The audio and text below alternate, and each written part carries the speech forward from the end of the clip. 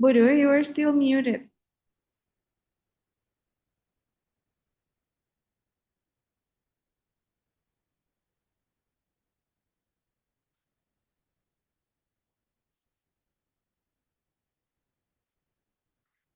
Oh, here we go. Can you hear me now? Yeah, Uh, sorry, Annie. yeah, My I setting can is a hear bit you now. different. I'm actually working from home this morning I because I see. had to go to the doctor. They looked at my eye and I had a big patch over my eye. I didn't want to walk into with my workmates looking like a pirate. So now the patch is gone, but I'm still at home. So I'm looking forward to this session anyway. I'm glad that the audio works. Thank you. Thank you, Bodo. Thank you also for your support in disseminating this information to your contact informations.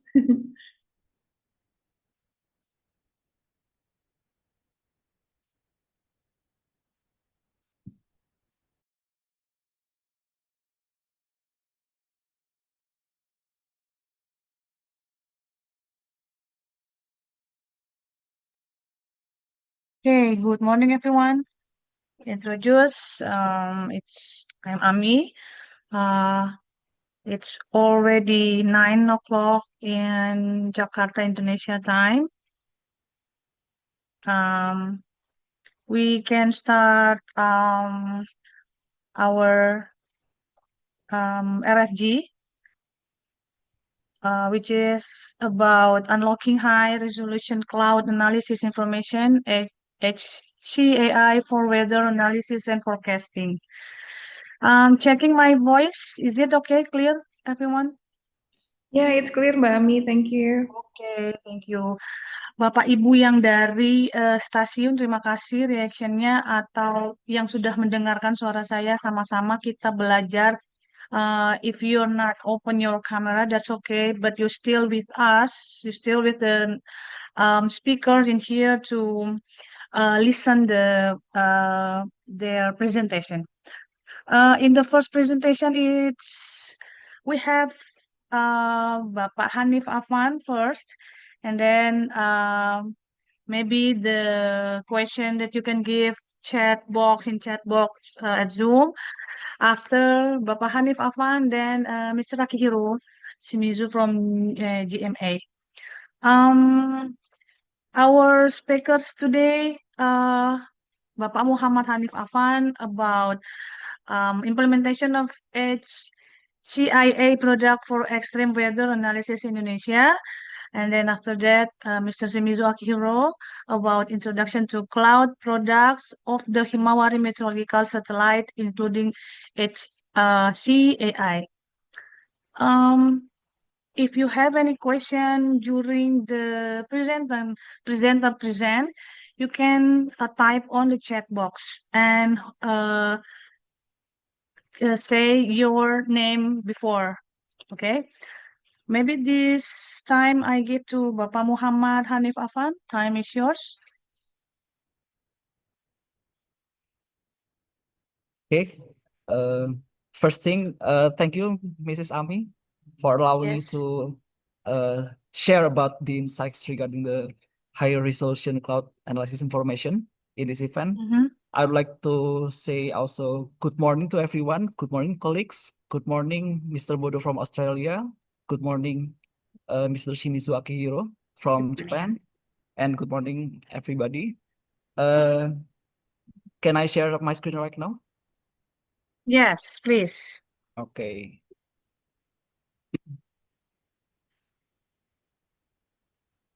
Thank you for having me. It's a great honor to be here. Thank you, PPSDM from BMKG for inviting me to this event to sharing to you all about implementation of HCAI product for extreme weather analysis in Indonesia. Before we continue, I would like to introduce myself. My full name, as you can see on the screen right now, is Muhammad Hanif Afanisron. You can call me Hanif. Currently, I'm working in Directorate of Public Weather Service, specifically in weather satellite team in BMKG, or Indonesia's Agency for Meteorology, Climatology, and Geophysics. I hope my presentation is quite comprehensive, but it's okay if you want to comment or ask later. Let's continue from this side. Okay. Indonesia is located near the equator between two vast continents, which are Asia and Australia, and also between two vast oceans, Pacific and Indian. This geographic location of Indonesia in maritime continent, which is some kind of continent, consists of thousands of islands and seas, combined with other key drivers such as El Nino or La Nina, Indian Ocean Dipole, Madden-Julian Oscillation, Asian Cold Surge, and then equatorial waves such as Rossby equator waves and Kelvin waves, also tropical cyclone and sea surface temperatures. These key drivers play significant role in making Indonesia some kind of complex playground for weather to be developed here. So extreme weather in Indonesia is quite unique compared to another region because extreme weather doesn't need a large scale like in mid-latitude regions. It just needs local or regional scale to make an extreme weather in Indonesia. So extreme weather in Indonesia, there are three categories. They are extreme rainfall, strong wind, and drought. What makes extreme rainfall and strong wind in Indonesia is unique is because there is a little tropical cyclone that have affect Indonesia until this year. But extreme rainfall is happening frequently until 2026. Every year, there are several occasions of extreme rainfall which cause flood, flash flood, and landslide. And what caused this extreme rainfall? The extreme rainfall is caused by local or regional scale of mesoscale convective system, which can happen very quickly, which can develop very quickly, and we have to monitor it with our observation network. Regarding strong wind is not actually very strong in Indonesia. It is about 45 to 60 kilometers an hour usually. But even though the strong wind is not as strong as the wind from typhoon, hurricane, or tropical cyclone, it is still quite damaging in Indonesia. It can damage building and infrastructure and transport and gives hazards to transportation. And the third extreme weather is drought. Drought can be caused by El Nino or positive IOD in Indonesia. And it can cause water scarcity in many regions of Indonesia, forest and land fire, and hot weather. Forest and land fire, if it spreads in large area, it can result in haze that can move into another countries, our neighbors, such as, for example, maybe Malaysia, Singapore. So we have to monitor it carefully. How weather impacts transportation? First, for aviation, there are 6 kinds of weather that can impact aviation. The first one is turbulence. The second one is fog, and then microbursts, heavy rain, icing, and lightning.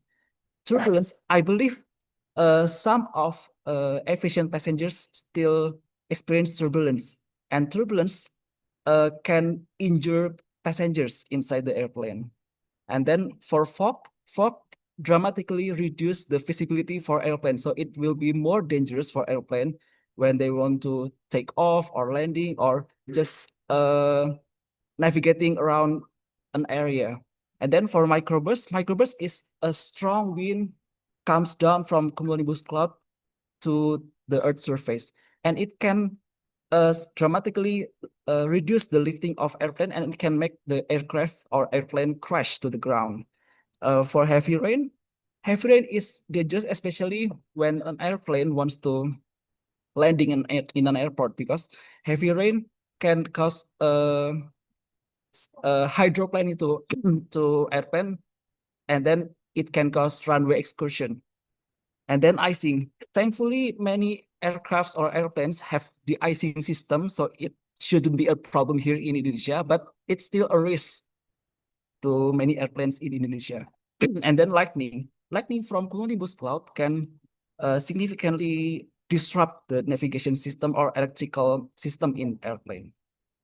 Next, how weather impacts shipping and land transportation. For shipping and land transportation, there are 3 kinds of weather which are quite impactful. They are fog, strong wind, and heavy rain. Fog, kind of same like aviation. It can reduce visibility, and then strong wind can impact the stability of vessels or ships in the sea, and then it can generate higher waves and high swells, which can impact the safety of vessels or ships. And then strong wind also can make a truck or any other vehicles on land move to other lanes which are dangerous, and it can make multiple pile-ups on highway, for example. And then for heavy rain can cause hydroplaning for many vehicles on highways, and it can also disrupt the ship and vessels on sea. In Indonesia, we have several observation tools. They are automatic weather station and automatic rain gauge, and then weather radar and weather satellite. For weather satellite, we don't actually have the weather satellite, but we get the data from Japan, Himalaya satellite, from Korea, Geocomsat satellite, etc. Surface observation from AWS and RFG can only cover some parts of Indonesia. Not all of Indonesia can be covered with this observation. And then for weather radar, as you can see on the right, we can see that some areas, especially on seas and some land areas, cannot be covered with weather radar right now, at least. And if one or several radars are off, the uncovered area becomes larger. And then we have the satellite data. If we use weather satellite data, we can cover all of the Indonesian area. So because of weather satellite data, we can cover a large part of Indonesian area or all of Indonesian area together with AWS and ARG and weather radar. There are several satellite images commonly used by weather forecaster. I will mention 3 of them. The first one is enhanced infrared, the second one is visible, and then the third one is water vapor enhanced.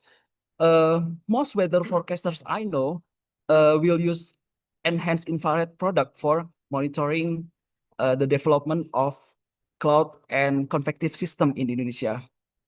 It is observing cloud top temperature, and then it works 24 hours a day and capable of monitoring the development of convective system. While visible product, it can observe clouds from the above. Sometimes it can capture local development of convective system, but it only works from morning until afternoon. It is capable of detecting low clouds and early stage of convective cloud.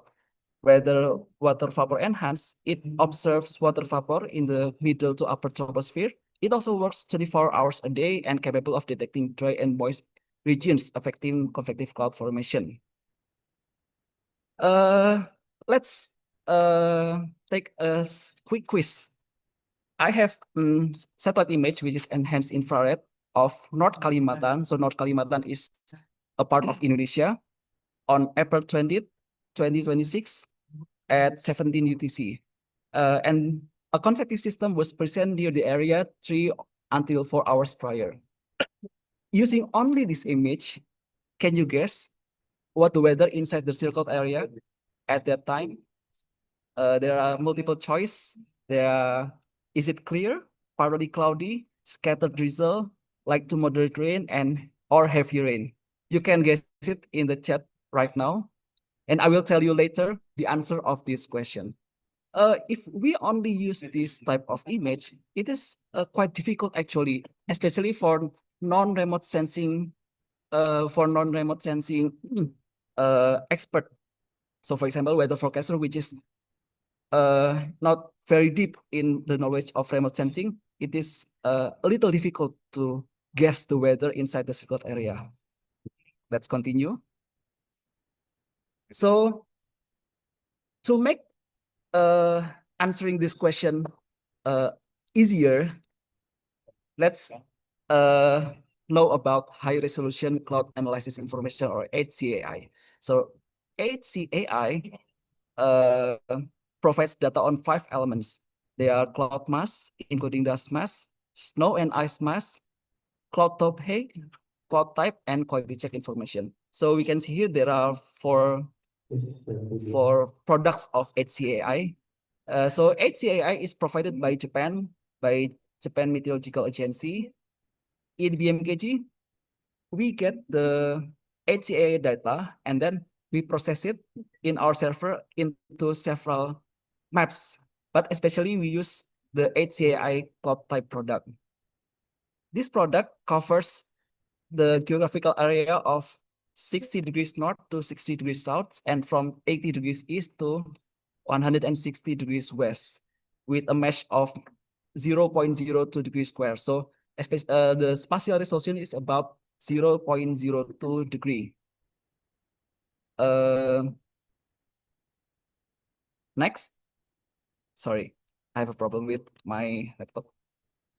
Okay, let's continue.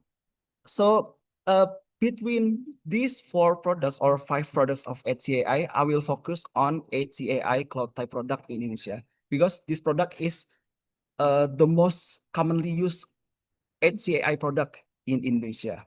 So this map right now is showing HCAI cloud type product at 19th of April 2026 at 13:20 UTC. This product has a spatial resolution of 0.02 degree and temporal resolution of 10 minutes. The lag time of this product is about 16 to 20 minutes. As we can see here, there are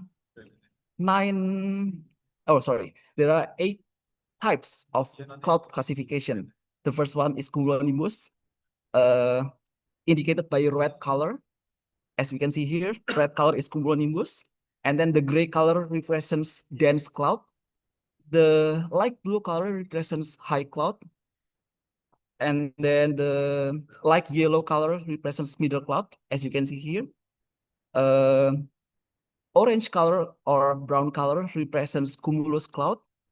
Then light green color represents stratocumulus cloud. And then darker green colors represents stratus or fog.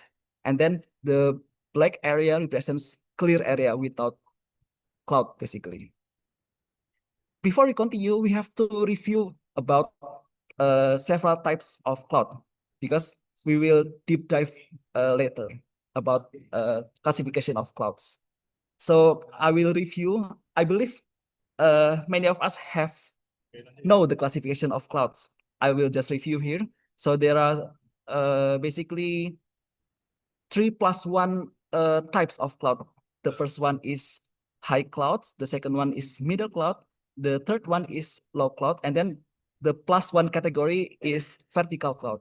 So high cloud is a cloud with cloud-based altitude higher than 7 kilometers or 7,000 meters. There are 3 types of clouds which are considered as high clouds. They are cirrocumulus, cirrostratus, and cirrus. I will explain it later. Each clouds, and then for middle clouds is clouds with cloud-based altitude between 2 kilometers and 7 kilometers.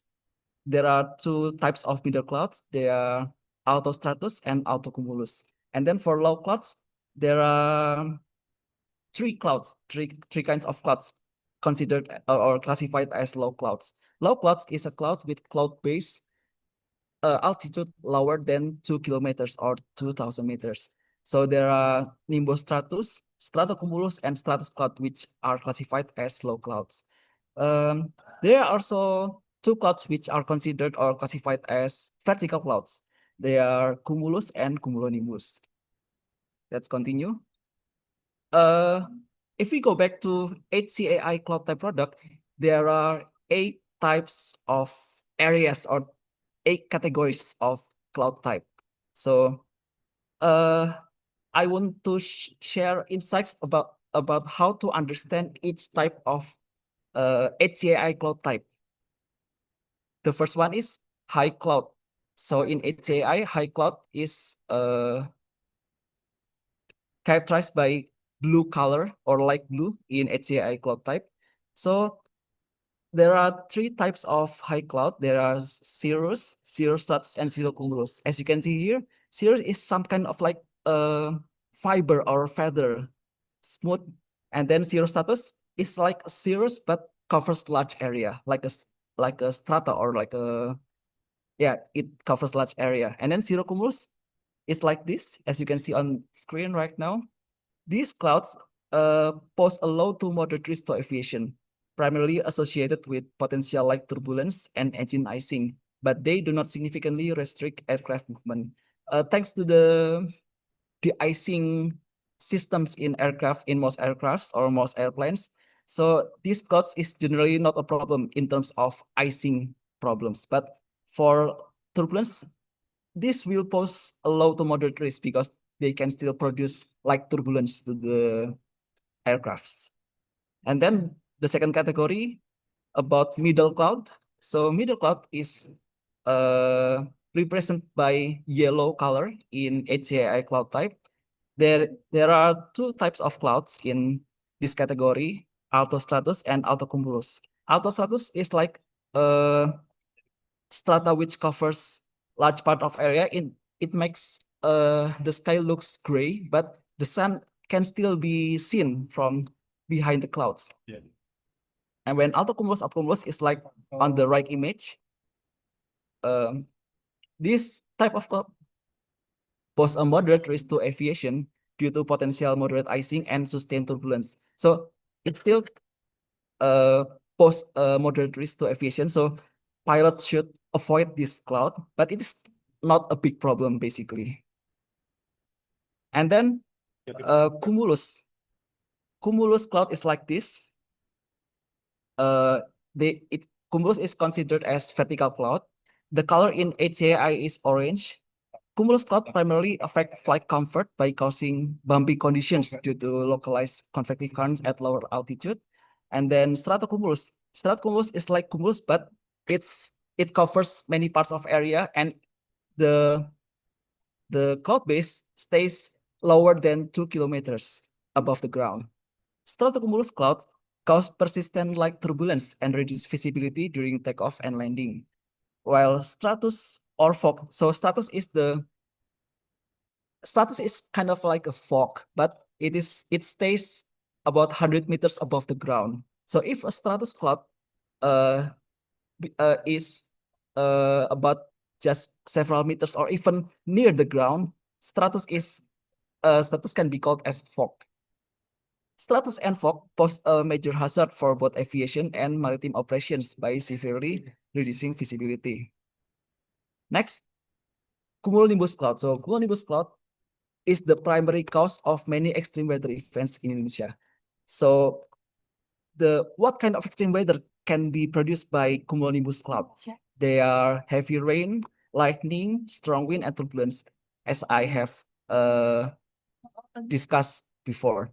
So cumulonimbus cloud doesn't have to be large in terms of area. It can cover small areas such as a city or a regency, but it can cause extreme weather. What makes it unique is it can develop very fast. It can develop in 30 or 60 minutes, and it can cause extreme weather. In HCAI, cumulonimbus cloud is colored as red. Next, dense cloud, the last one. Dense cloud is quite complicated to interpret because dense cloud in HCAI can mix these 5 clouds. So dense cloud basically is a cloud with so dense cloud basically is a cloud that is thick enough for light from the sun to reach the ground. So it is basically dense cloud means thick cloud, but thick cloud can be these 5 clouds. So what 5 clouds? They are thick altostratus or altostratus opacus, and then thick cirrus from anvil, usually anvil from cumulonimbus. So cumulonimbus, which develop until the tropopause, it can spread into an anvil, and this anvil can be considered as cirrus or cirrostratus, which is thick. And then the third is nimbostratus. The fourth is cumulus congestus. Cumulus congestus is a cumulus cloud which is high enough, but it is not high enough to be categorized as cumulonimbus. So basically, it's smaller than cumulonimbus, but larger than typical cumulus cloud. And then the last one is cumulonimbus. So what makes it unique? Cumulonimbus can be categorized as cumulonimbus cloud in HCAI, but at the same time, it can also be categorized as dense cloud. We will see later in case studies how to interpret this. So basically, dense cloud can represent these 5 clouds: altostratus opacus, cirrus or cirrostratus, or thick cirrus or cirrostratus, nimbostratus, cumulus congestus, and cumulonimbus. These 5 clouds pose various risks to aviation. Altostratus cloud pose a significant risk in terms of icing and can reduce visibility, while cirrus clouds associated with anvils pose a severe risk of high altitude ice crystal icing. So airplanes should be careful when they try to pass the thick cirrus or cirrostratus cloud from anvil. And then nimbostratus clouds disrupt air and sea navigation through prolonged poor visibility and heavy precipitation, while cumulus congestus clouds pose significant aviation risks due to strong convective turbulence and rapid icing. And then cumulonimbus clouds pose extreme risks to aviation and maritime safety by producing severe turbulence, lightning, and violent wind gusts. So in the later part, we will see how to interpret the HCAI cloud type together with enhanced infrared image from satellite. Mas, So, if your time yes. is 5 minutes more. Okay, I will speed up. So let's take a look at the last question or last quiz that I gave. This is the area of North Kalimantan. The circled area represents an area with cloud top temperatures between -28 and -7 degrees Celsius. Since a convective system was present near the area 3 or 4 hours prior, this cloud is most likely altostratus opacus, which produce scattered drizzle. So the answer to the last quiz is scattered drizzle. Why scattered drizzle? Because the cloud top temperature is between this range, and then the category is dense cloud. Let's continue. Now I will show you how to implement HCAI product, specifically cloud type product for extreme weather analysis. So the first case is extreme weather, which caused flood in Jakarta on 22nd of January 2026. Even though it covers only 5 to 8 kilometers squared, the maximum water depth reached 150 centimeters. So how much rainfall caused this flood? The rainfall was 100 to 150 millimeters per day with a duration of 12 to 40 hours. As you can see here, in the HCAI cloud type product, the dense cloud and cumulonimbus cloud covers quite a large part of area. It covers an entire Jakarta, part of Banten, and part of West Java. So this region is located in the western region of Javan Island in Indonesia. Since the dense cloud and cumulonimbus cloud covers quite a large part of area, it makes sense that it produces extreme rainfall, which results in flooding in Jakarta. And while we see it in the enhanced infrared image, we can see that the cloud top temperature reached lower than -80 degrees Celsius, which indicates strong convective system in Jakarta. The next case, strong wind and heavy rain in Jakarta. Compared to the last case, the area of convective system, which is represented by dense cloud and cumulonimbus cloud here, is smaller compared to the last case, but it still results in strong wind with this wind speed about 45 to 60 kilometers an hour and impact an area of 200 to 250 kilometers. And in enhanced infrared image, we can see that the convective system is smaller in terms of size, and then the cloud top temperature is higher than -80 degrees Celsius, which is less strong than the last convective system. So it didn't result in a flood, but it results in strong wind and heavy rain in general. Next case, aviation incident, which is turbulence. So In HCAI cloud type here, we can see that there was a convective system represented by dense cloud. Even though it's dense cloud and only some pixels of cumulonimbus, it still result in turbulence because basically that was a cumulonimbus clouds, and cumulonimbus cloud generally create turbulence for aviation. It doesn't result in death of passengers, but it still injured the passengers. The last case, runway excursion, still aviation incidents on 14th of March 2026. As we can see here in HCAI cloud type, the impact area was in dense cloud. Even though it was dense cloud, there was a possibility of rain before the incident happened, and the rain can cause hydroplaning to the plane and then result in runway excursion. I think that's all from me. I will go back to Mrs. Ami from VPSDM. Thank you. I hope my presentation is quite comprehensive. If there are some comments or questions, I'm glad to hear from you. Thank you.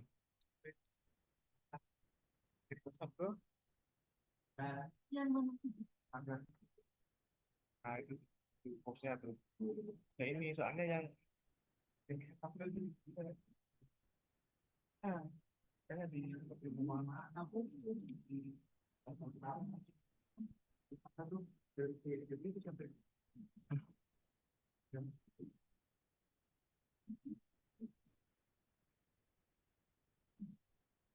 Okay.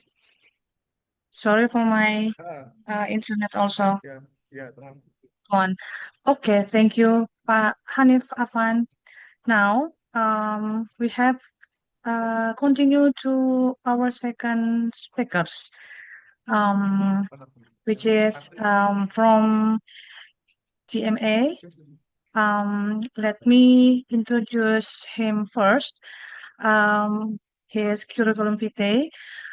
Mr. Shimizu Akiro graduated from physics course, graduate School of Science and Engineering of Aoyama-Gakuin University in 2000.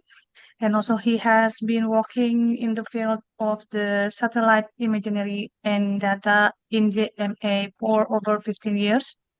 He specialized in satellite image analysis, analysis, and temporarily learned the technique of RGB composite imagery at UNISAT. And also currently he is involved in addressing international efforts related to the use of satellite data and communication. Good morning from Jakarta, Indonesia, Mr. Akihiro. Good morning. Eh, Selamat yes. pagi. Selamat Selamat siang. pagi. Yeah, oh yeah, Yeah. could be selamat siang, could be also selamat pagi. That's okay.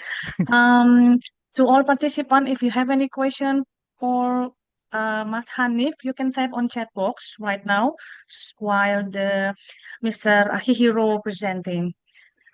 Okay. And also Mr.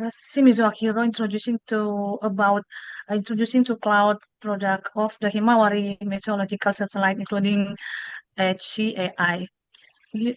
Time is yours, Mr. Shimizu Akihiro. Okay, I'd About- like. Yeah. Yes. Okay, I'd like to share you my my presentation. Okay. Yes, please.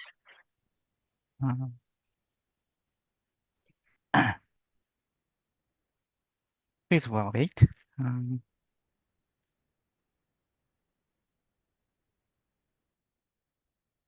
Can see my presentation. Still loading in my laptop. Yeah. Already. Okay. Yes. Okay. Hi everyone. I'm Akihiro Shimizu of GMA. Selamat pagi. Selamat siang. Yes. And Afan-san, thank you for your interesting and comprehensive presentation. My presentation may overlap in part with Afan-san's explanation. So today, I'd like to talk about the JMA's cloud products, including HCAI.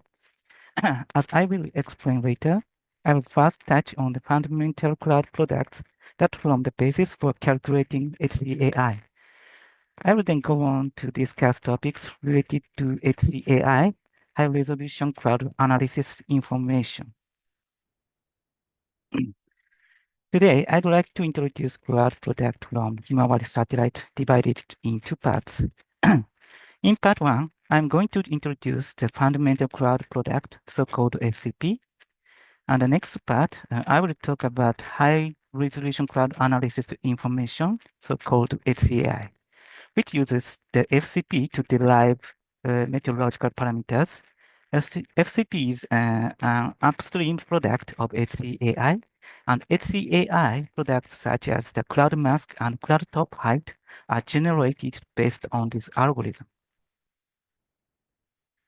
This table summarizes the specification of the advanced Himawari imager, so-called AHI, on board Himawari 8 and 9. The FCP and HCAI I talk today is created using information from the 11 bands marked with stars.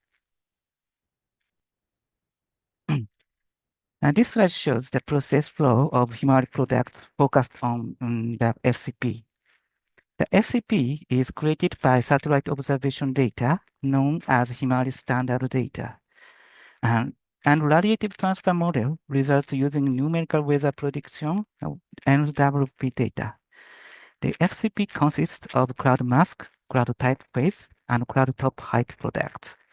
These products are utilized by other satellites products such as sea surface temperature, aerosol, clear sky radiance, and HCAI.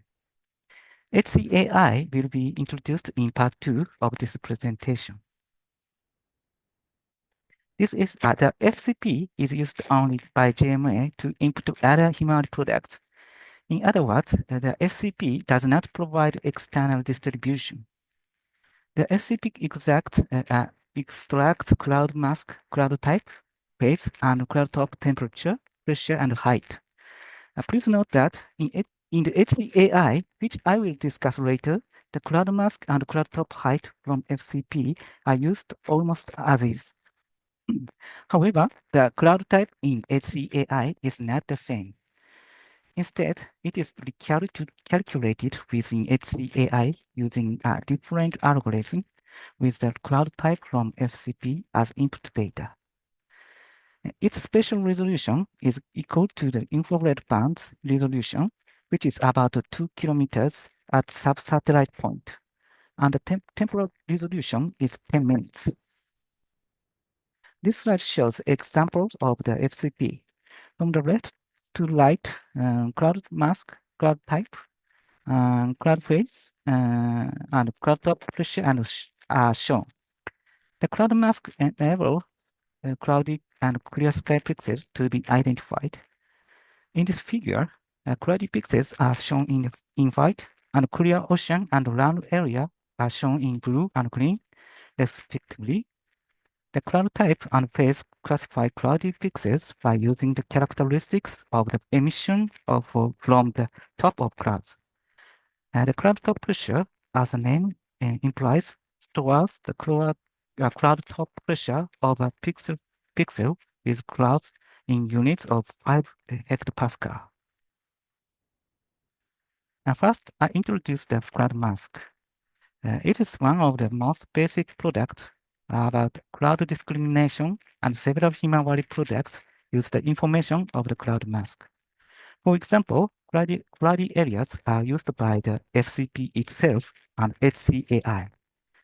On the other hand, clear sky areas are used by such as sea surface temperature and clear sky radiance products. This slide shows a flowchart of cloud mask.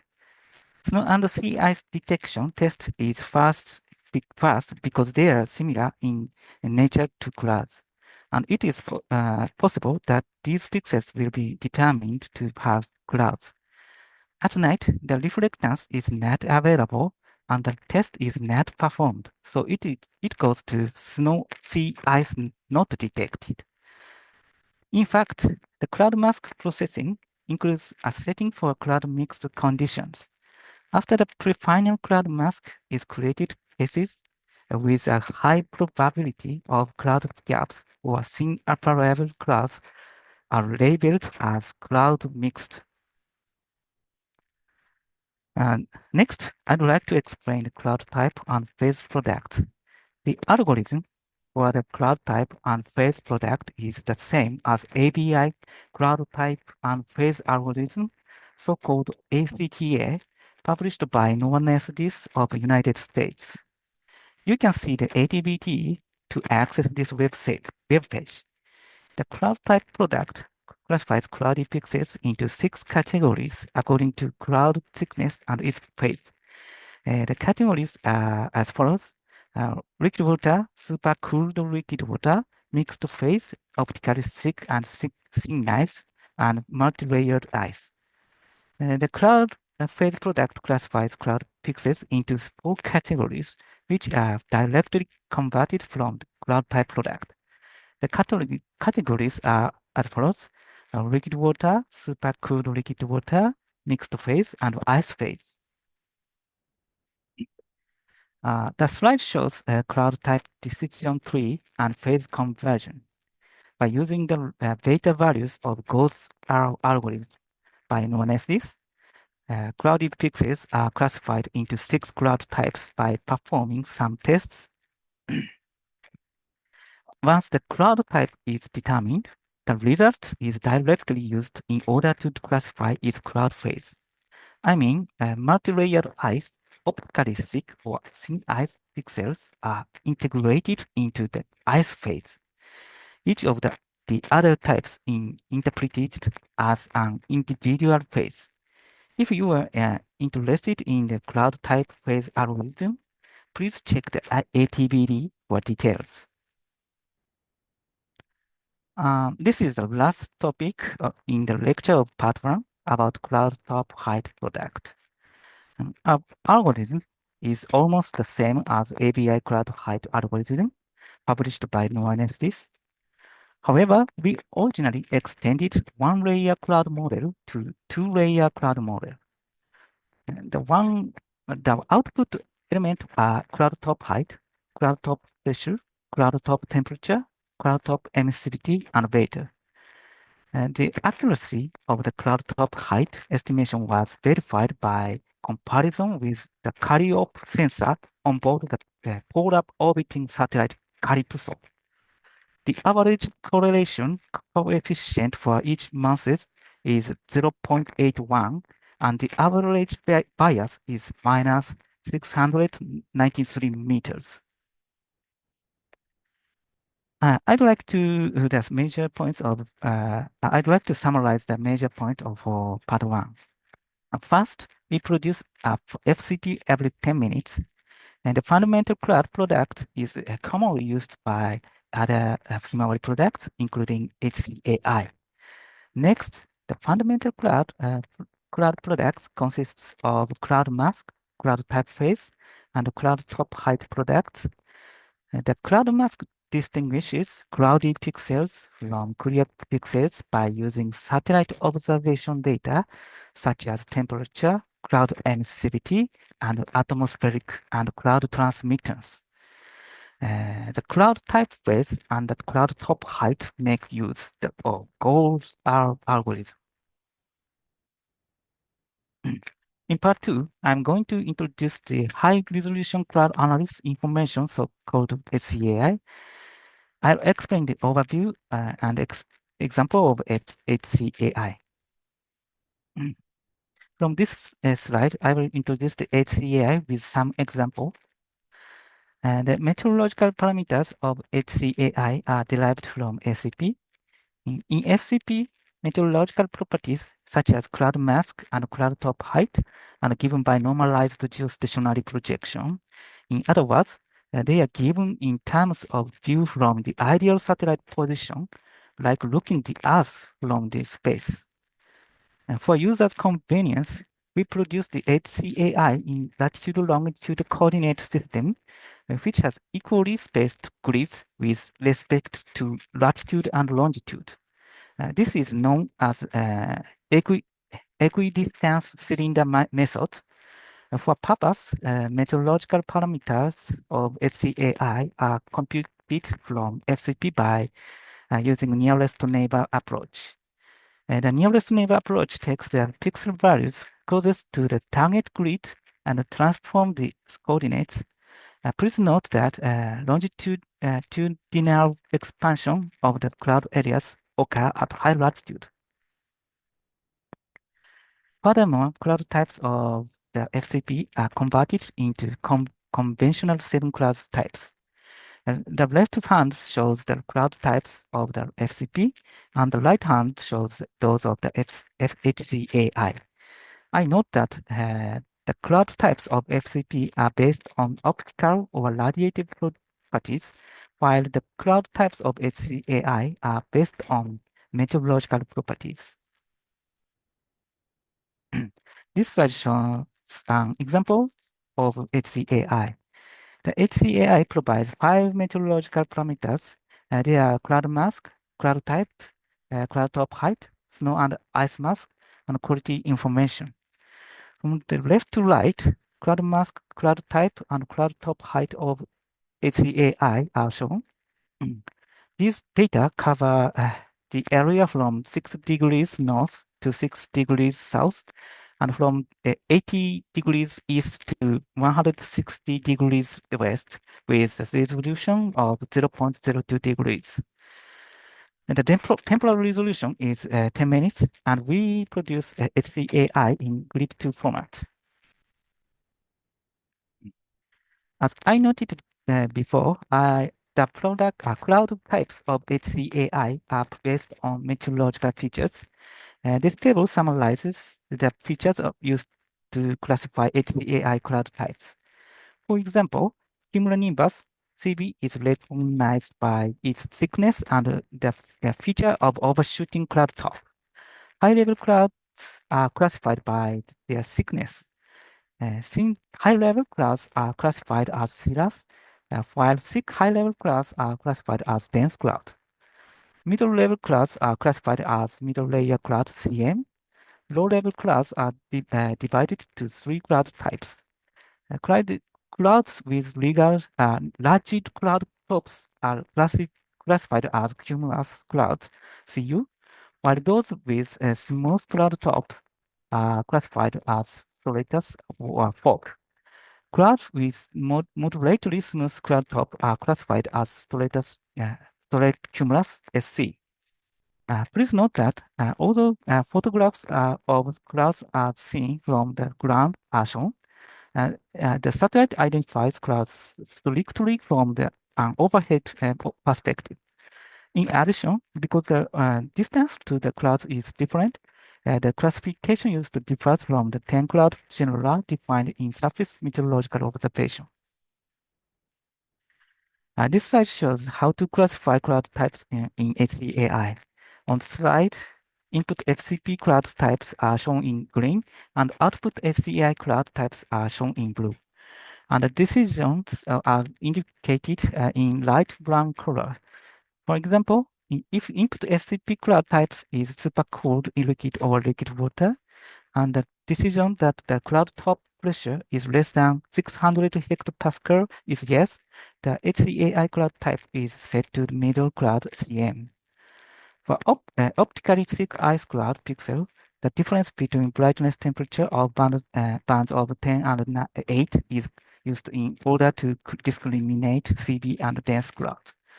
For liquid water cloud pixel with low-level cloud top pressure, the difference between maximum and minimum value of brightness temperature of band 13 in subgrid is used to discriminating CUSC and SD and fog.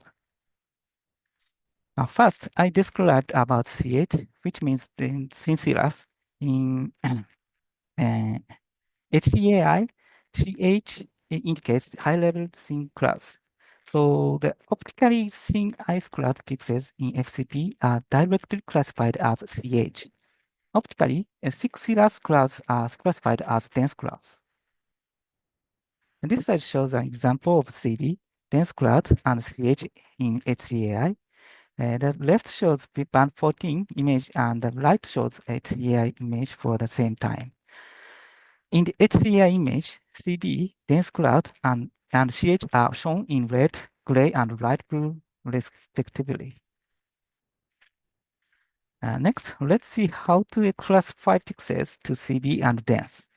For optically thick ice cloud, if the difference in brightness temperatures between bands of 10 and 8 is negative, the pixel is classified as CB, otherwise it is classified as dense cloud.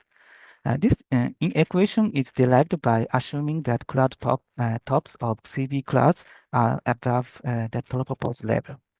As shown in the bottom image, although both of the bands of 10 and 8 are sensitive to water vapor, in fact, band 8 is more sensitive to upper layer water vapor than band 10. This characteristic is also used in the classification of CB and dense cloud. As you know, the air temperature decreases with altitude in tropopause. In contrast, above the tropopause, temperatures usually increase with altitude, so cloud development stops. However, CB clouds develop beyond the tropopause interface because of the strong upflow. Please look at the right figure. This figure shows the weighting function of each band. According to the weighting function, band 8 is more sensitive to upper layer than band 10. And thus, when the cloud exceeds tropopause level, the brightness temperatures in band 8 is expected to be higher than the brightness temperature in band 10 due to the relatively higher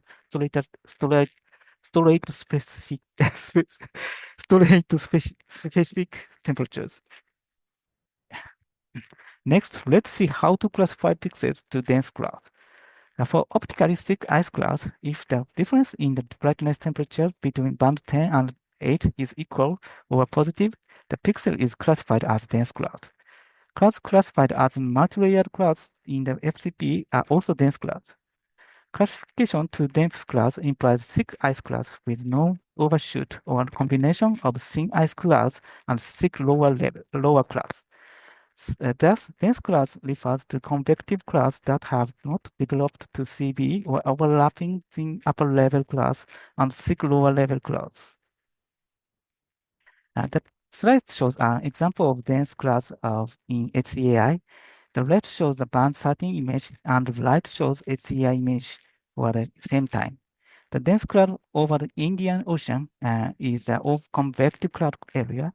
The dense cloud over the Indochina Peninsula is a region designated as a multi-layered clouds by the FCP. And the dense cloud from the East China Sea to Japan is convective clouds associated with the front. Dense clouds often appear in convective cloud areas in the tropics and near fronts in the temperature or polar regions. Next, I will explain about the middle level cloud CM. And the classification for middle level cloud CM is as shown at the middle of this slide. Mixed phase cloud pixels in FCP are directly classified as middle level cloud CM in HCAI. Additionally, liquid and supercooled liquid water cloud pixels in FCP with cloud top pressures lower than 600 hectopascal are also classified as middle level clouds in HCAI. CM means cloud with the middle-level cloud tops. For ground-based weather observations, ACAS or NS may correspond to CM. For convective clouds in the process of the developing are sometimes classified as CM. This slide shows how to classify pixels to CU, cumulus clouds. If a pixel is classified to liquid water in FCP and cloud top pressure is equal to or higher than 600 hectopascal, and the pixel is categorized into low-level clouds. Furthermore, the number of cloud masks is in 25 degrees around the pixel is less than 6 the pixel is classified as CU in HCAI. This condition checks the degree of sparseness of clouds. In addition, the brightness temperature difference of band setting, I mean maximum minus minimum of brightness temperatures of band setting in 25 degrees is higher than 10 Kelvin. The pixel is also classified as CU in HCAI. This is checking the roughness of the cloud top. This slide shows an example of cumulonimbus detection. And from the left to right, satellite images of bands of SAR 3 and 14 and HCAI image are shown. We can see that there are sparse clouds at the center of satellite image. These clouds have high brightness temperatures, but also high reflectance, indicating that they are thick clouds at low-level clouds. And these clouds are classified into CU in HCAI, which are shown in the orange color in HCAI image. CU clouds are often seen on the Pacific Ocean. This slide shows the decision tree and conceptual diagram for the SC and ST4 clouds in HCAI. It is the same as for CU, except for the threshold values. If the brightness temperature difference of band setting is greater than 1.5 and equal to or less than 10, the pixel is classified as SC. Or if the brightness temperature differences is equal to or less than 1.5, the pixel is classified as ST for fog. The bottom figures show the conceptual diagram of the cloud top roughness for SC and ST fog. It illustrates that the cloud top of ST fog is smoother than SC. I note that we cannot decide fog or not, because we cannot observe the bottom of the cloud by satellite observation. So low-level clouds with smooth cloud top is referred as ST or fog in HCAI. This slide shows the satellite images of band 13 and 3 and HCAI for the same time. A band 3 image clearly shows that Sea of Okhotsk is covered by clouds. However, there are no clear contrasts at the area in band 13 brightness temperatures. It indicates that Sea of Okhotsk is covered by clouds with smooth cloud tops, which are classified to SC or ST fog in SCAI. In this case, almost all cloudy pixels at Sea of Okhotsk are classified to ST fog in HCAI, which are shown in green in HCAI image. This is consistent with what weather chart indicated. Now, finally, I explain how to get HCAI data. HCAI is available on the RSMSC Tokyo for a nowcasting page. Data can be viewed every 6 minutes without registration and free of charge with interactive operation. If you open an account, you can also get HCAI via JMA data dissemination system, commonly known as JDDS. Please check the URL for terms of conditions of use, such as not repeatedly downloading the same file. If you are interested in this HCAI product, please contact us by emailing to this address. Then we will send you sample files and documents. HCAI is also created for several different areas. These areas are shown in the figure and table.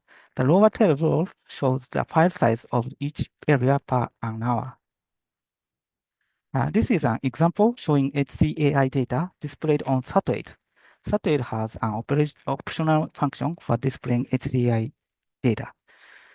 I won't go into detailed explanation this time, but this slide explains how HCAI data can be displayed on a satellite. You can also check HCAI on the web page of RSMC Tokyo for nowcasting. JMA was designated as RSMC Tokyo for nowcasting in 2017 and started its operation on December 2018. Surprise NMHSS is in the Asia Pacific regions with graphical nowcasting products for improving capacity for disaster risk reduction. Currently, we provide Himawari satellite products titled HCAI, Heavy Rain Potential, HRP, Precipitation Nowcasting, and Precipitation Analysis Forecasts. HCAI and HRP products cover the area like this. This slide explains the display tool available on the website. Each element of HCAI can be overlaid and displayed on cloud imagery. In conclusion, I would like to summarize the major points of Part 2. HCAI provides 5 meteorological parameters, which consist of cloud mask, snow sea ice mask, cloud top height, cloud type, and quality information. This product covers Asia and Oceania region with a mesh of 0.02 degree squares. If you are interested in the JMA Cloud product, please visit these websites. I show the references of my presentation. These are also references. That's all my presentation. Thank you for attention. Terima kasih. It was a pleasure being here today. Thank you. Thank you so much, Mr. Akihiro. Okay, now it's time for question and answer. We'll open the question from participant if you want to know more about what Mr. Akihiro present. You can raise your hand, or also you can type the questions on your chat box also. Already like the participant also chat question to Mr. Hanif before. Please, everyone. Is there any question? Morning, Miss Ami. Morning. Yes, this sorry. is Okay. Mr. Ulil from Stamet Yes. Berau. Please. Okay. I have a question to Mr. Akihiro Shimizu. Can you show the slide about cloud face? I can The- share you. Yeah. presentation. Can you Okay. show the slide about the cloud face? Say, yeah. Thank you. Well, okay. I lost my presentation. Please wait. Okay, that's okay.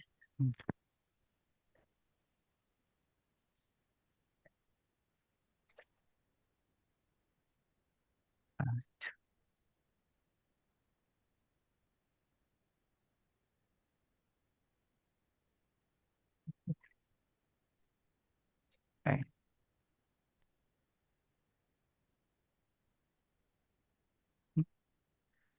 We are. Please wait. Yeah. Slideshow. Okay.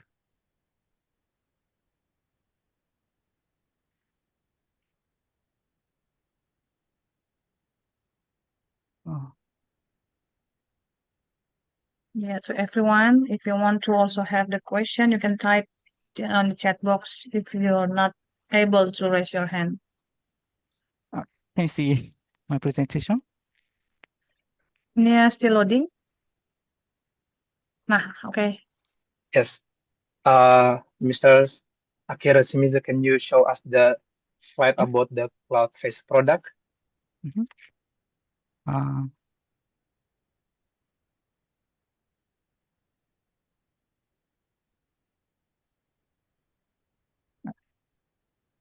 Where is your question slide? Okay. Yeah. Well, I have a question actually related to the cloud face. My first question is, I'm curious a little bit more about the definition of mixed phase on your slide. So the mixed phase means there's a water cloud, the water and also ice in the same column of that pixel. Can you explain more about that? That's my first question. My second question is, I assume that when the water exists in the same level with the ice, it means like there is a glow on the cloud. Can it be used as an early indicator that this cloud will be developed? And my last question is related to multi-layer. So multi-layer exists when there's high cloud and low cloud at the same time. Yeah, maybe that's my question, Mr. Akira. Thank you. Thank you for okay. Thank you for your question. The first question, I mean, you mean mixed cloud is first. Yes, that's you are exactly correct. The mixed clouds contains the different phase of water clouds and ice clouds. That's okay. And the second one is I couldn't hear you, Yeah. you well. Sorry. Yes, since the Mhm. on the same pixel and the same level, it contains like water and ice at the same time. Can Mhm. we use that as a early indicator that this cloud is developed because there's water and ice at the same time? It means it will be going develop, grow, and from water, mix phase and going to ice. Can we use that kind of logic? I ask your opinion about that. And go to ice. Can yes. Sorry. That is beyond my scope of my knowledge. So I'd like to refer to someone with more expertise in HMA. So Mm. now, Okay, thank you, Mr. Sorry. And maybe my last question about multi-layer. So Multi-layer. has high and low at the same time, or Multi-layer. what? Yeah, thank you. Okay, multi-layer means the thick thin ice clouds in upper level and lower level clouds is the 2 layers is multi-layers, for example, and otherwise thick clouds in upper level and thick level, or so two level clouds exists in at the same time on the grid. It means the multi-layers. So, there's many some cases on the multi-layers, I think. So Okay, thank you, is Mr. that Mike? Thanks for the answer. Okay, thank you. I think Mr. Bodo from BOM wants to add the answer from Mr. Akihiro. Please, Mr. Bodo. Yeah, thank you. The comment about the mixed phase where you can get both ice and water, my understanding is you can think of it as two extremes. You can have, for example, a very dynamic situation like the development of CB, where you might have cumulus congestus that contains both the supercooled water and the ice in there. And of course, you know, as mentioned in the previous presentation, within an hour you can get the CB developing, but you can also get the mixed phase, that's to say the ice and the supercooled water in a, for example, an altocumulus altostratus band that's very gently lifted. So perhaps that's something to consider. Thank you so much. Does that make sense? Does that make sense? Yes. Yeah.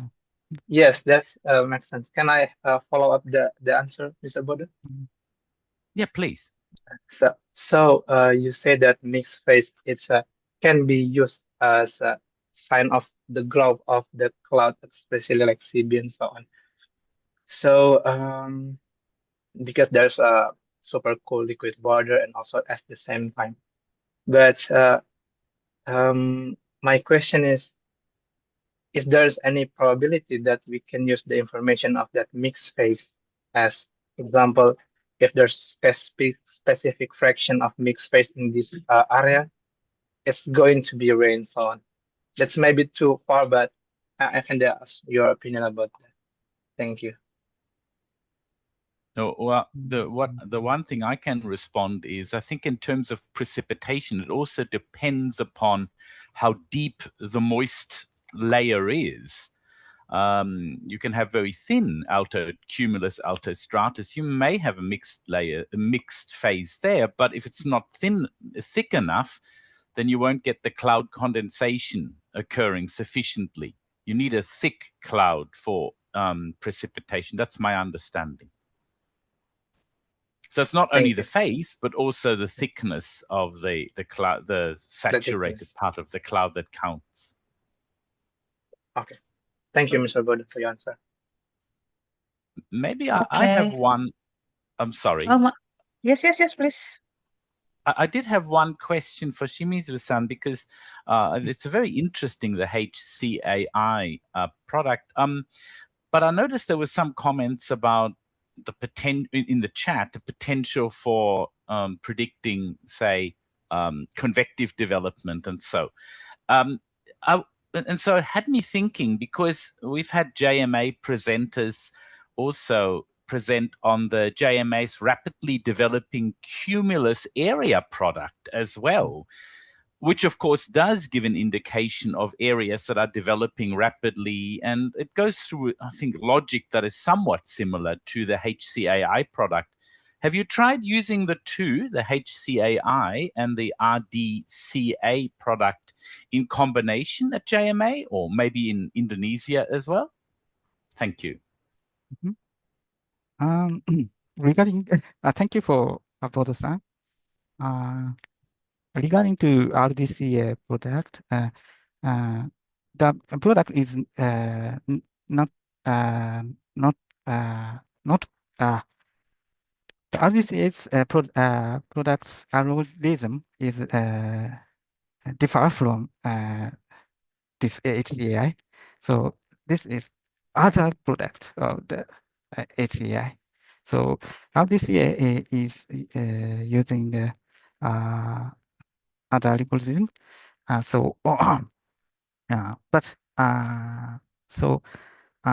We are trying to use the RDCA product with the source code with the East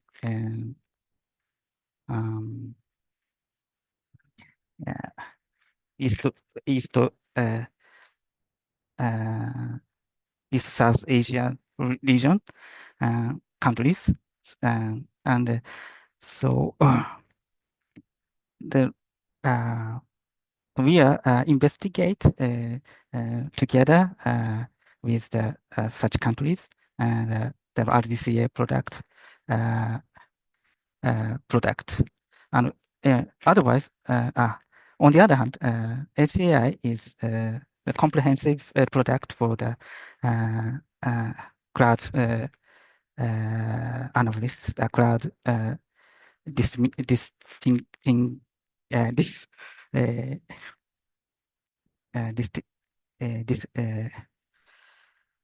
cloud analysis. So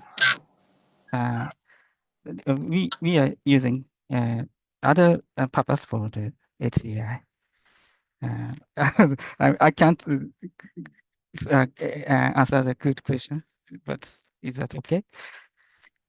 Yeah, thank you. Maybe just a very quick comment before I finish, because you have SatAid, which is an excellent satellite and also, I guess, derived product rendering tool. I wonder to what extent you can have the HCAI as a layer, and then which you can turn on and off one of these, a cloud top height, for example, that you can turn on and off, and at the same time also have the RDCA that you can also turn on and off in order to interrogate a particular situation. And if I want to carry it a little bit further, I know that our colleagues in the US, and I know Timothy Wagner is in the audience as well, they've got the lightning cast, the possibility of using multiple layers maybe within SAT8 or within a similar rendering tool to really interrogate the satellite imagery.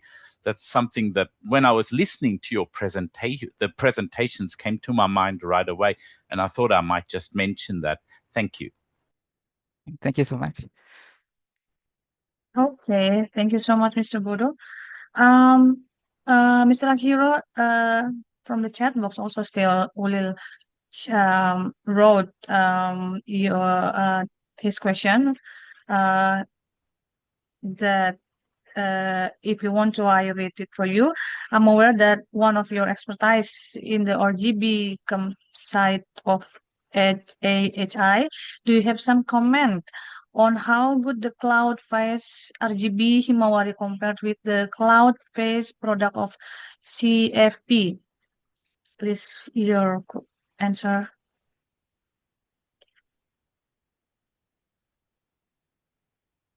Mr. Akihiro. Also, you mean Yeah. Ulil already Cloud typing on the Fires. chat box the question for you. Cloud Fires RGB? Yeah. So, so Cloud Fires RGB using the near infrared band, and on the other hand, the HCAI is not using other bands. So the purpose is not same. So the we can we don't have a schedule to make the product on the fire products as for now. So we are on the other hand, we are also using fire RGB, but we don't disseminate the fire products except for the RGB. Thank you.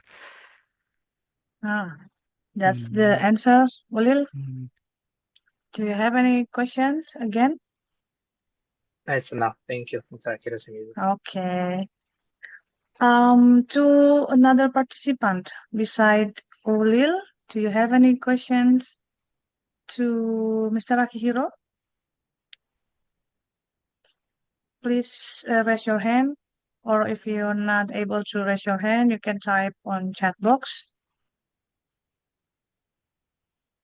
Is there any? Oh, this from Mr. Towisek to Mr. Akihiro. Mhm. Can HCIA be using the satellite program? Sorry. CA. Yeah. Can HCAI be using the satellite program? Satellite program on HCAI? Satellite, yes. Yes. Mhm. So I mentioned about that on the slide. You can use the HCAI data on satellite. So you have to download the data from JDDS. So then you can display that HCAI data on satellite. But I think there's one point to note. The cloud top height files are very large, so the satellite will be very slow down the performance of on satellite. So please note that about that.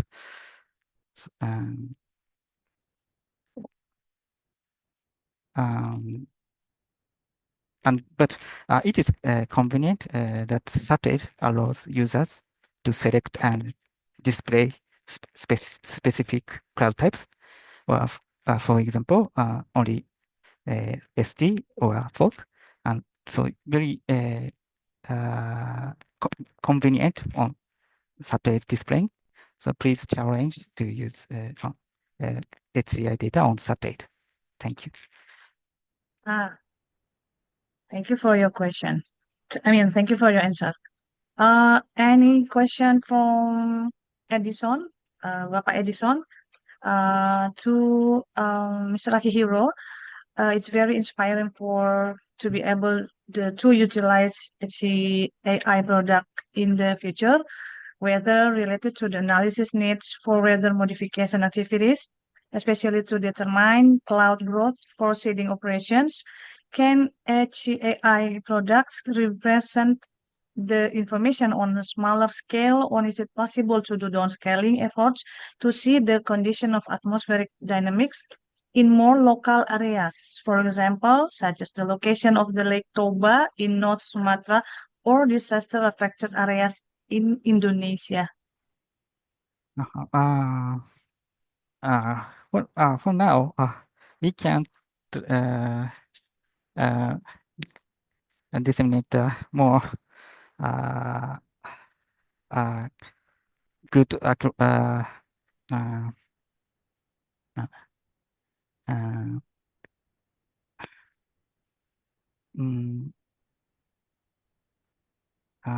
resolution, more small resolution data, but currently further improvements in accuracy are being pursued using the latest AI-based algorithm based on UNet. So maybe in future the HCI product will be more good product, I think. Thank you. Okay, from for Pak Edison, hopefully the answer from Mr. Akihiro answer your question. Also from Bodo, just to summarize my comments during the chat, have the layers of HCIA cloud type and also a DCA layer and maybe an OAA and NOAA CIMSS lightning cast available within satellite may permit superior analysis of clouds and cloud development. Oh, this Bodo also add the answer from Akihiro to Pak Edison. I think this is. Again, from Richard, do you want to open your microphone, Richard? Okay, maybe just short discussion. Okay, To please. Mr. Akihiro Shimizu, thank you for the presentation. I just would like to ask about the fog prevention product, like you mentioned before. My question is about in the product, can fog still be detected if there is some other cloud above the fog phenomena? This is the first question. And the second is how we distinguish whether the observed phenomena is fog that's reached the ground or the clouds that not touching the ground. That is my question. You can also read in the chat if you would not. Thank you. Yeah, please, Mr. Akihiro. Okay, yeah, thank you for your question. I think the first question is you mean fog? You mentioned fog. I couldn't hear well. FOC. Your question is about FOC. Fog phenomena. Fog, yes. Phenomena. Fog phenomena, yes. Fog phenomena. Fog. Second one is also you mentioned about fog. Yeah. So I mentioned about the fog and SD determination. So the HCI or the all satellite products can't determine to distinguish between ST and fog. It is very difficult problem because the ST and fog are also very similar from satellite imagery or the product. The ST and fog are same same looking like smooth tops and very low cloud. But the bottom of the cloud, where the bottom cloud is touching on the ground, it is we can't judge the touching the clouds on the ground. So we can't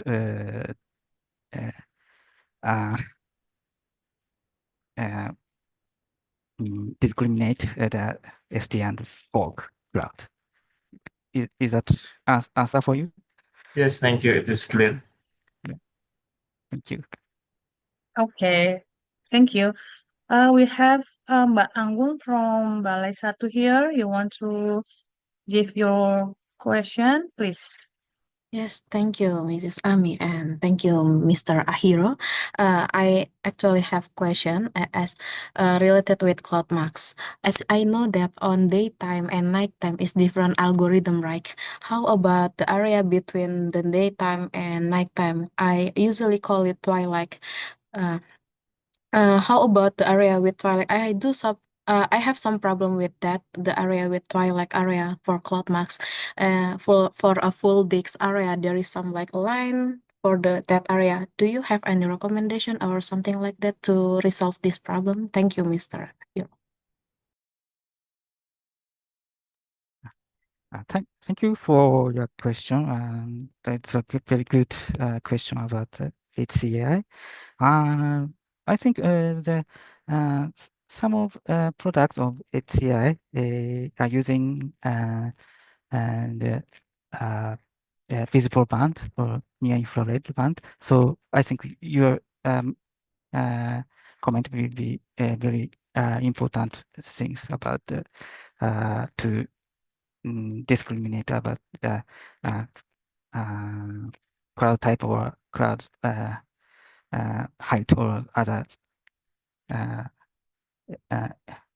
things.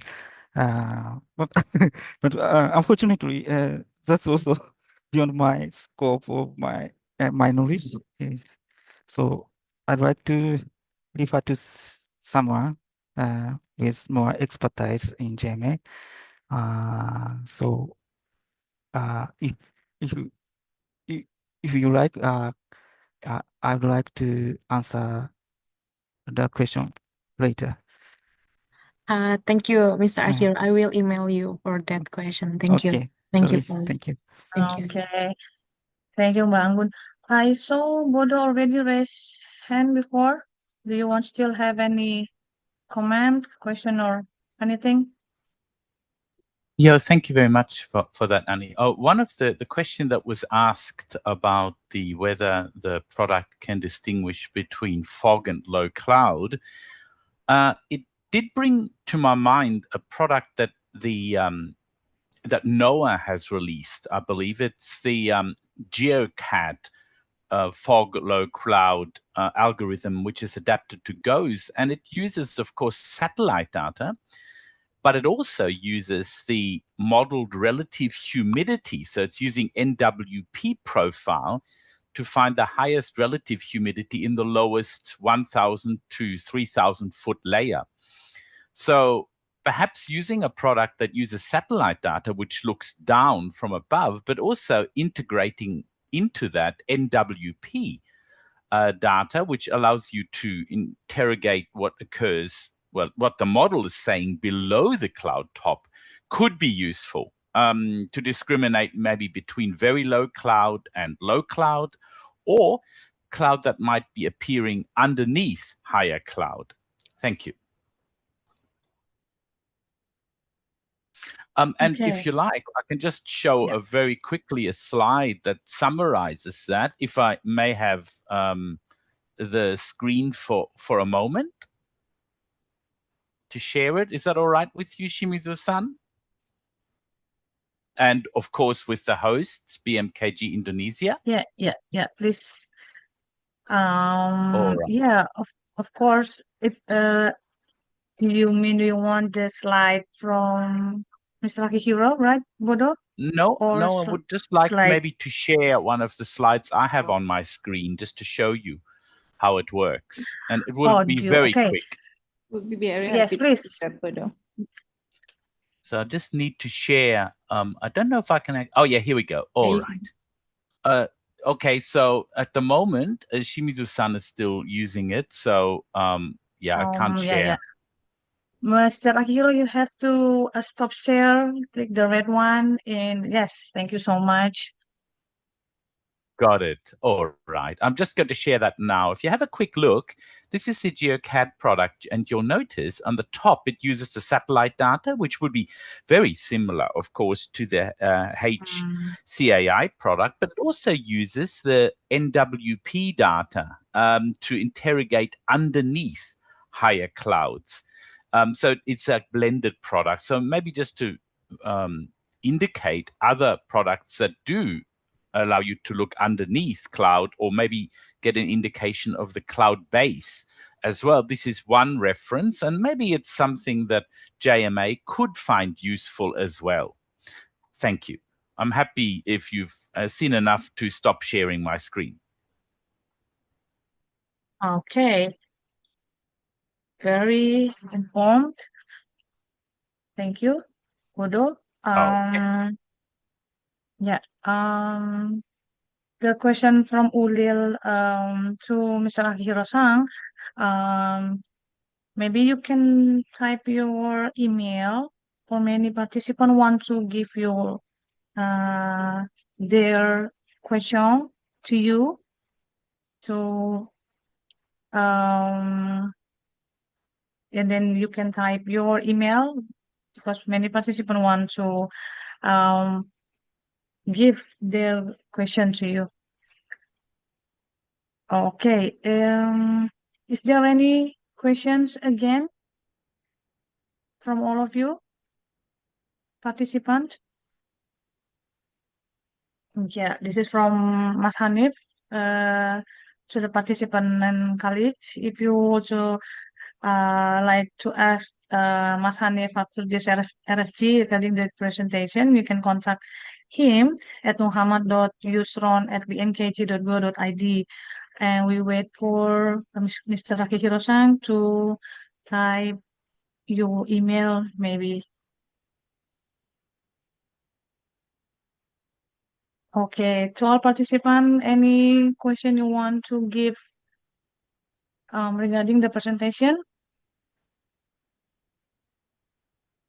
Is there any? Or related to, okay, thank you so much, Mr. Akiro. That's Aki, shimizu@net.kiso.co.jp. Thank you. To all participants, is there any want to know about the RGB, Himawari, HCAI, or related to the presentation, our speakers? Is there any?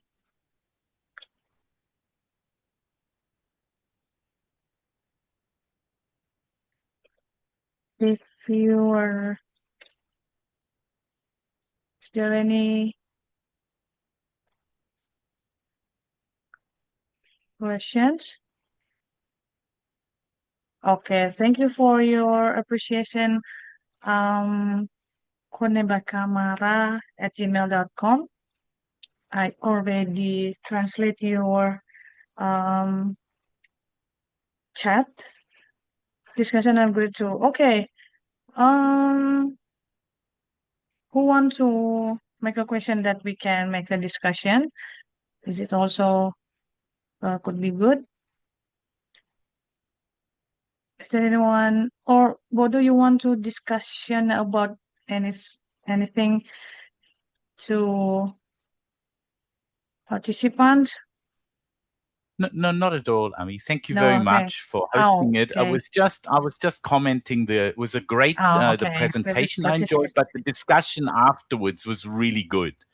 All the questions and everything I found I really found them very interesting and enjoyable. Thank you. Bodo, Okay, would you thank you like so to much. share the information about your Australian RFG? Next, our Australian RFG to all participants here. Yeah, thank you, Annie. Yes, the next Australian VLab Centre of Excellence Regional Focus Group meeting will occur during May. We're not sure yet about when we'll host it because I'm going on long service leave from the 9th of May. So before that, if it's early May, I'll be hosting it, or maybe I'll have one of my colleagues at the Bureau of Meteorology Training Center hosting it, but we will advertise it beforehand, certainly. So looking forward to that. Thank you. Thank you for the Okay. information. Okay. To all participants, don't forget to click the attendance list to make our absence today. Or maybe Ulil want to have a question again. Mbak Ami, there is a question from Mari. Mari. Yeah, Mari. Is it possible to analyze cloud structure internal activity using satellite data? This could be to Mr. Akihiro-san, I think. Please analyze cloud structure internal activity using satellite data. I think analyze cloud structure. Yes, I think you can't use the HCAI data for the activity used for the analyzing cloud structure.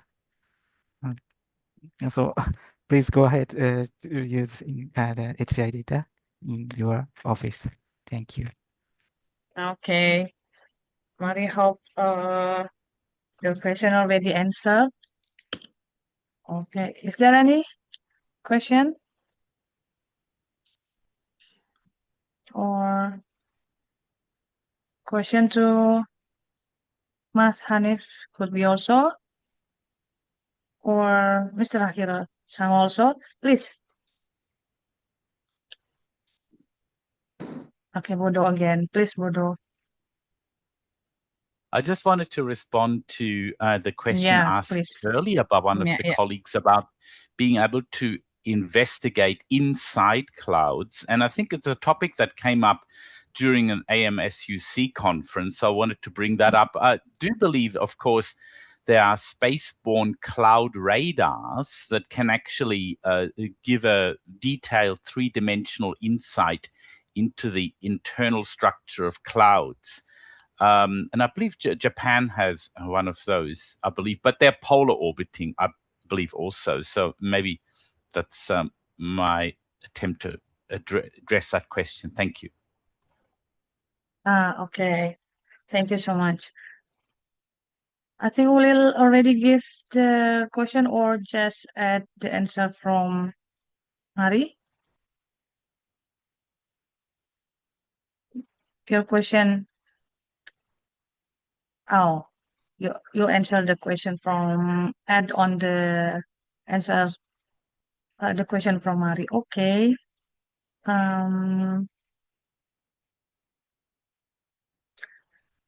Oh, Mari also asked to you, Bodo, is it the INCUSE mission?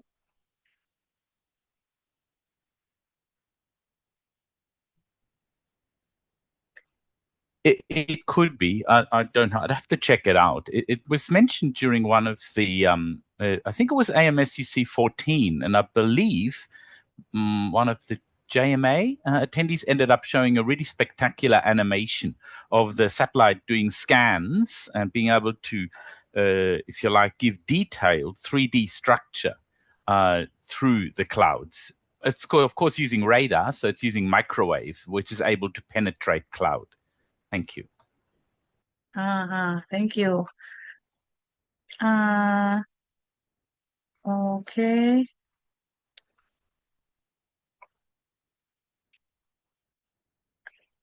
Is there any question? I think Edison, this is also give the emphasis for the answer, not the question. Is there any question again from all the participants? Yeah. Our discussion is also running in our chat box, I think, everyone. So if you want to make some discussion also in chat box, it's able, or you want also raise your hand, please.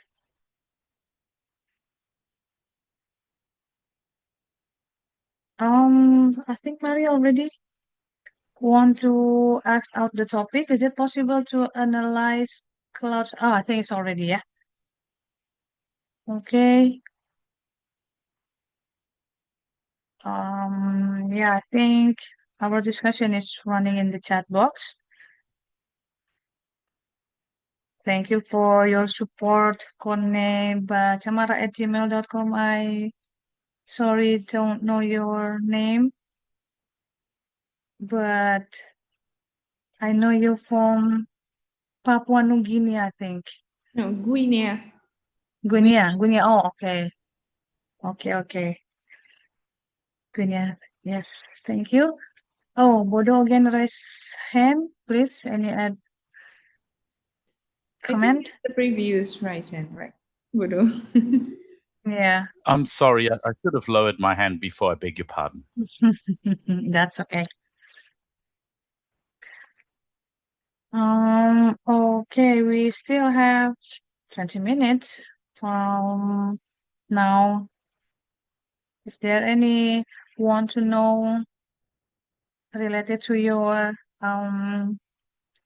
whether on your domicile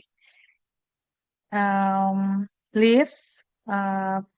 You just please have a question, or Miss if Ami, you're yeah, Ulil, please. I know this question actually belongs to Mr. Akiro, but can Okay. I try to answer that? Oh, okay, please. Yeah. As the best that I know, as the limit of my knowledge for now, can we see the internal process that happen inside the cloud with satellite? The answer is actually yes, but that depends on what satellite that we use. If we use geostationary, the answer is partially yes, because we can only see the top information, and with that kind of top information, we try to interpret what process that occur below that cloud, inside that cloud.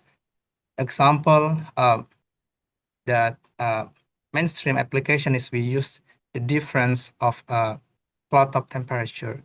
For example, now it's still, let's say, 0 degrees Celsius, and then 1 hour later it's become like -40. It means there's a convection process that happened inside that cloud. The waters become ice. So that's the interpretation that we can do. But further, we can also see the information like the Mr. Akira explained about cloud phase and also the cloud type. Also, there's one parameter actually. It's called cloud effective radius. So the cloud effective radius can explain how big the particle of water droplet, or in the case when it's become ice cloud, how big the particle of ice. But still, there's limitation. It's can only see the top information. That's the geostationary. But for the other satellite that also Mr. Bodo explained, I think I also ever tried that. It's like a microwave.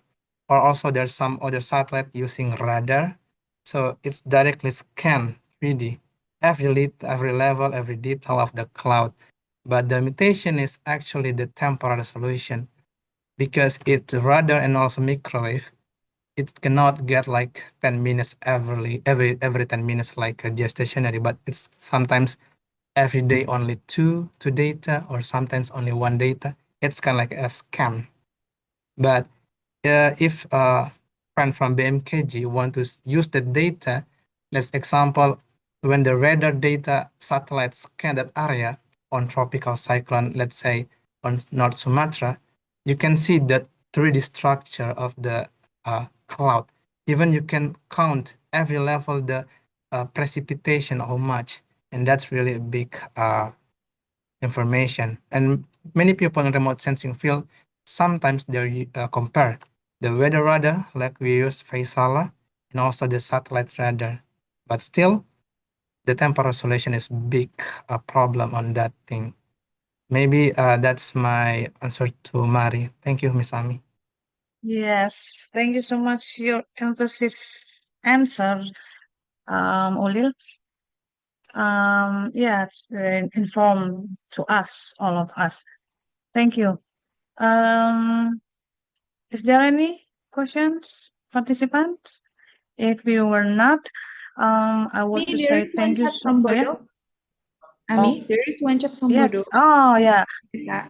Bodo, from Omsuk 15, our CMA colleagues mentioned that in 2026, the Chinese are planning to launch Fengyun 4M, which will have a microwave sounder.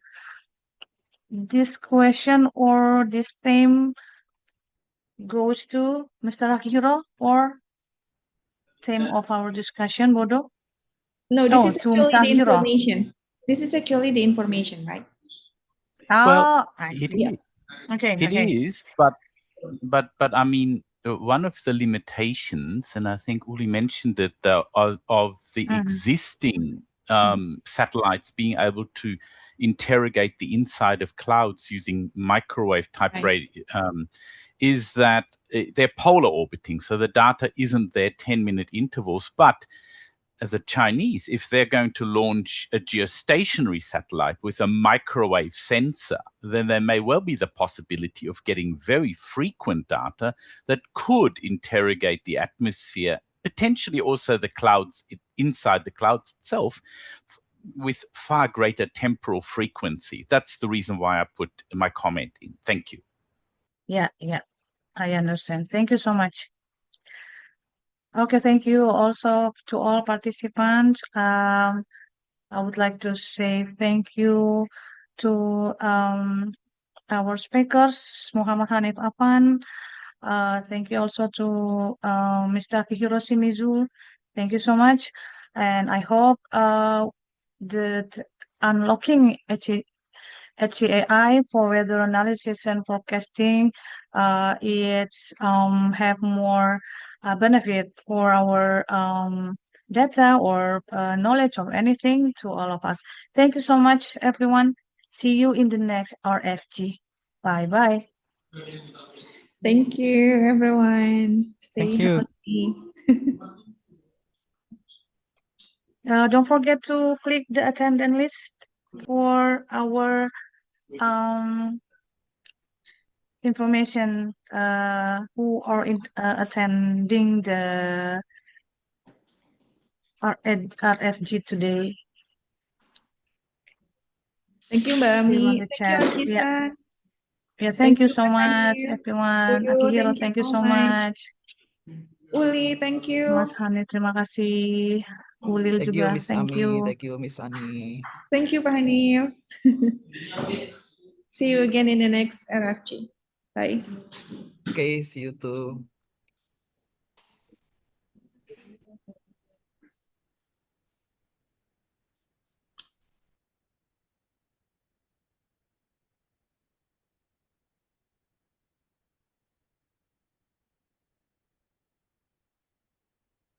Di sini tuh pas